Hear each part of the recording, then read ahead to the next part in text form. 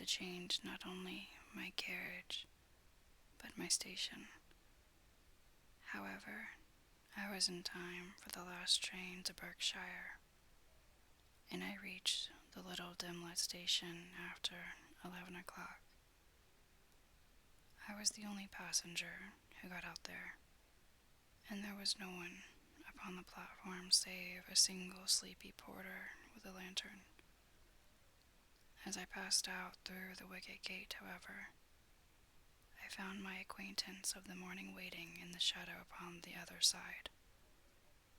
Without a word, he grasped my arm and hurried me into a carriage, the door of which was standing open. He drew up the windows on either side, tapped on the woodwork, and away we went as fast as the horse could go. "One horse?" interjected Holmes. "Yes, only one." "Did you observe the color?" "Yes, I saw it by the side lights when I was stepping into the carriage. It was a chestnut. Tired looking or fresh?" "Oh, fresh and glossy. Thank you. I am sorry to have interrupted you. Pray continue your most interesting statement." Away we went then, and we drove for at least an hour. Colonel Lysander Stark had said that it was only 7 miles, but I should think from the rate that we seemed to go, and from the time that we took, that it must have been nearer 12.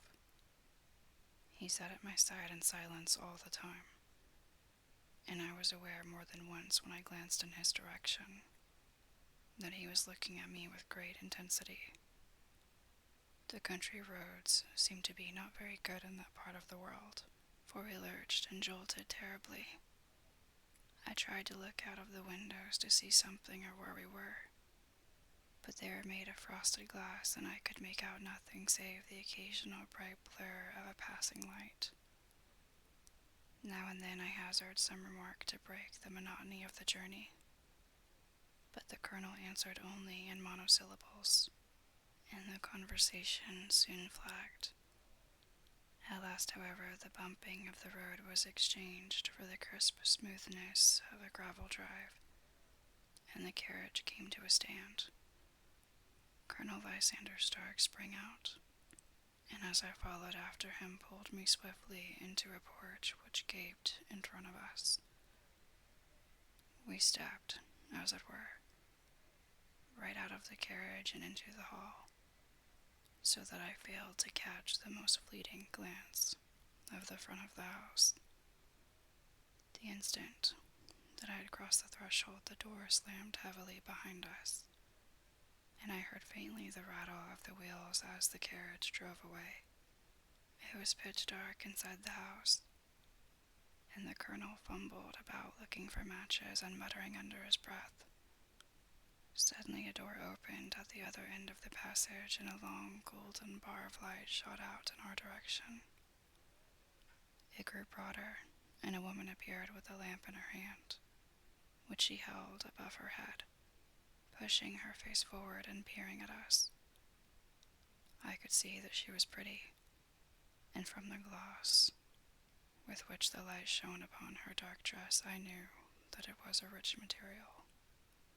She spoke a few words in a foreign tongue in a tone as though asking a question, and when my companion answered in a gruff monosyllable, she gave such a start that the lamp nearly fell from her hand. Colonel Stark went up to her, whispered something in her ear, and then pushing her back into the room from whence she had come, he walked towards me again with the lamp in his hand. "Perhaps you will have the kindness to wait in this room for a few minutes," said he, throwing open another door. It was a quiet, little, plainly furnished room with a round table in the center, on which several German books were scattered. Colonel Stark laid down the lamp on top of a harmonium beside the door. "I shall not keep you waiting an instant," said he, and vanished into the darkness.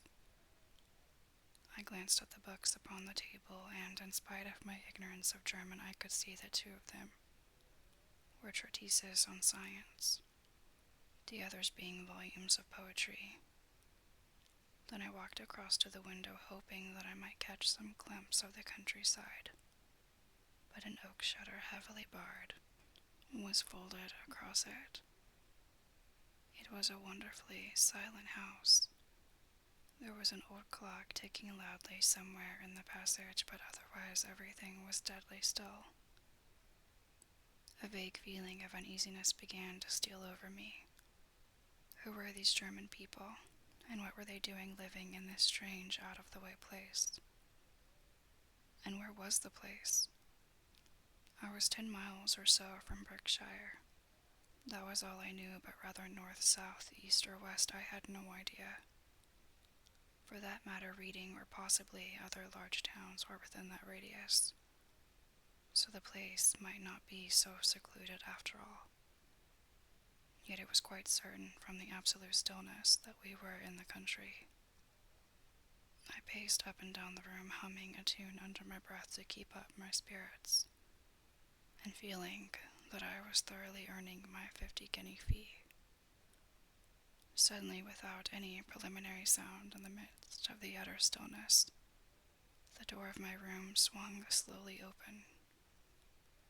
The woman was standing in the aperture, the darkness of the hall behind her, the yellow light from my lamp beating upon her eager and beautiful face. I could see at a glance that she was sick with fear, and the sight sent a chill to my own heart. She held up one shaking finger to warn me to be silent, and she shot a few whispered words of broken English at me, her eyes glancing back like those of a frightened horse into the gloom behind her. I would go, said she, trying hard, as it seemed to me, to speak calmly. I would go. I should not stay here. There is no good for you to do. But, madam, said I have not yet done what I came for. I cannot possibly leave until I have seen the machine. It is not worth your while to wait, she went on. You can pass through the door, no one hinders. And then, seeing that I smiled and shook my head, she suddenly threw aside her constraint and made a step forward with her hands wrung together. For the love of heaven, she whispered, get away from here before it is too late. But I am somewhat headstrong by nature, and the more ready to engage in an affair when there is some obstacle in the way. I thought of my 50-guinea fee, of my wearisome journey, and of the unpleasant night which seemed to be before me. Was it all to go for nothing? Why should I slink away without having carried out my commission and without the payment which was my due? This woman might, for all I knew, be a monomaniac. With a stout bearing, therefore, though her manner had shaken me more than I cared to confess, I still shook my head and declared my intention of remaining where I was. She was about to renew her entreaties when a door slammed overhead and the sound of several footsteps was heard upon the stairs. She listened for an instant, threw up her hands with a despairing gesture, and vanished as suddenly and as noiselessly as she had come. The newcomers were Colonel Lysander Stark, and a short, thick man with a chinchilla beard growing out of the creases of his double chin, who was introduced to me as Mr. Ferguson. This is my secretary and manager, said the colonel. By the way, I was under the impression that I left this door shut just now. I fear that you have felt the draught. On the contrary, said I. I opened the door myself because I felt the room to be a little close. He shot one of his suspicious looks at me. Perhaps we had better proceed to business then, said he. Mr. Ferguson and I will take you up to see the machine. I had better put my hat on, I suppose. Oh no, it is in the house. What, you dig fuller's earth in the house? No, this is only where we compress it. But never mind that. All we wish you to do is to examine the machine and let us know what is wrong with it. We went upstairs together, the colonel first with the lamp, the fat manager, and I behind him. It was a labyrinth of an old house with corridors, passages, narrow winding staircases, and little low doors, the thresholds of which were hollowed out by the generations who had crossed them. There were no carpets and no signs of any furniture above the ground floor. While the plaster was peeling off the walls and the damp was breaking through in green, unhealthy blotches, I tried to put on as unconcerned an air as possible. But I had not forgotten the warnings of the lady, even though I disregarded them. And I kept a keen eye upon my two companions. Ferguson appeared to be a morose and silent man, but I could see from the little that he said that he was at least a fellow countryman. Colonel Lysander Stark stopped at last, before a low door which he unlocked. Within was a small square room in which the three of us could hardly get in at one time. Ferguson remained outside, and the colonel ushered me in. "We are now," said he, "actually within the hydraulic press, and it would be a particularly unpleasant thing for us if anyone were to turn it on. The ceiling of this small chamber is really the end of the descending piston, and it comes down with the force of many tons upon this metal floor. There are small lateral columns of water outside which receive the force, and which transmit and multiply it in the manner which is familiar to you. The machine goes readily enough, but there is some stiffness in the working of it, and it has lost a little of its force. Perhaps you will have the goodness to look it over and to show us how we can set it right." I took the lamp from him and I examined the machine very thoroughly. It was indeed a gigantic one and capable of exercising enormous pressure. When I passed outside, however, and pressed down the levers which controlled it, I knew at once, by the whishing sound, that there was a slight leakage which allowed a regurgitation of water through one of the side cylinders. An examination showed that one of the India rubber bands which was round the head of a driving rod had shrunk so as not quite to fill the socket along which it worked. This was clearly the cause of the loss of power, and I pointed it out to my companions, who followed my remarks very carefully and asked several practical questions as to how they should proceed to set it right. When I made it clear to them, I returned to the main chamber of the machine and took a good look at it to satisfy my own curiosity.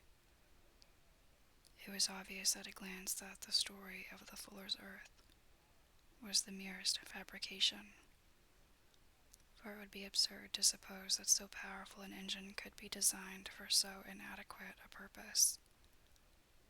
The walls were of wood, but the floor consisted of a large iron trough, and when I came to examine it, I could see a crust of metallic deposit all over it.